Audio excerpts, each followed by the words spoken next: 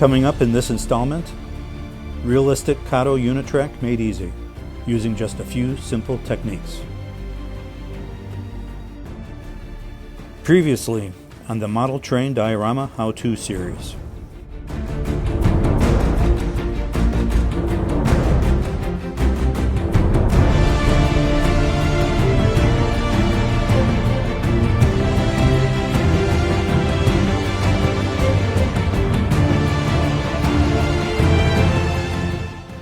For ease of use, it's hard to beat Kato Unitrack, but it oftentimes leaves modelers disappointed in how it looks on their layout.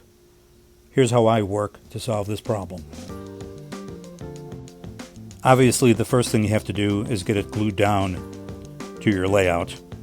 And as you can see, I had a little bit of difficulty lining up the weights to hold it down while the glue dries. I think I need to invest in some bean bags. After letting the glue dry and adding some ground cover, I begin by applying undiluted glue, in this case Mod Podge, to the plastic ballast.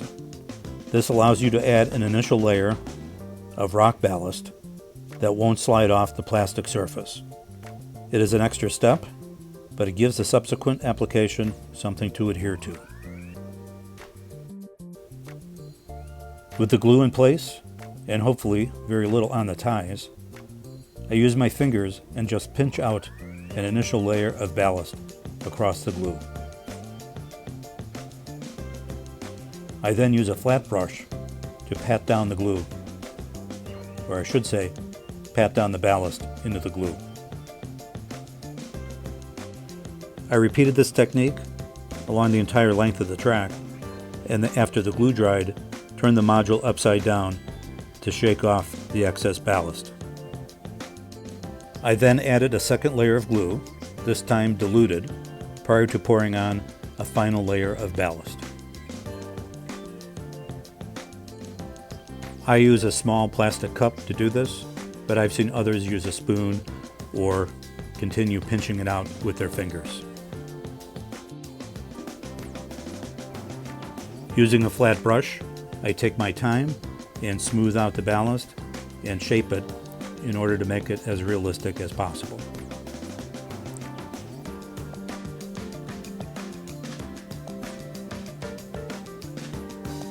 As you can see, this could be pretty tedious, but by taking my time, and if you take your time, it really pays off in the end.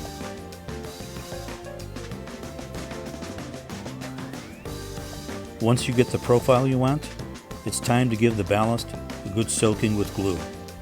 But because the stones have surface tension and the glue may have trouble soaking in, I first apply isopropyl alcohol, which cuts the surface tension and allows the diluted glue to flow through the ballast. The final ballasting step is to get it in between the ties. I do this just by pinching some out and rubbing it with my fingers, and then using the end of a paintbrush to tap the surface to create vibration. This settles the ballast in between the ties. I've also seen people use an electronic toothbrush to accomplish the same thing. A little more glue and some drying time, and we're ready to try our hand at weathering the track.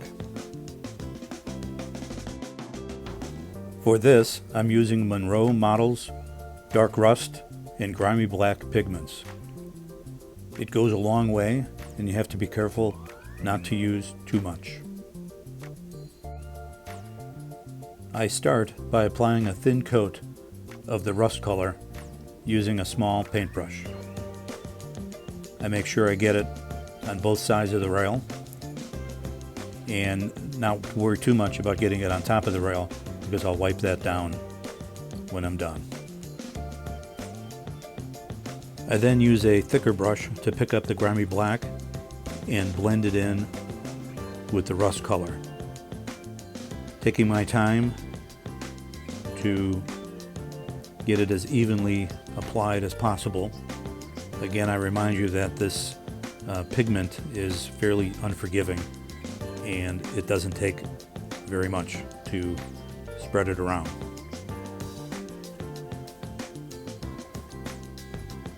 I continue this technique for the entire length of the track, and then I finish it off by doing a thorough blending with a household size paintbrush, which does a pretty good job of evening it out.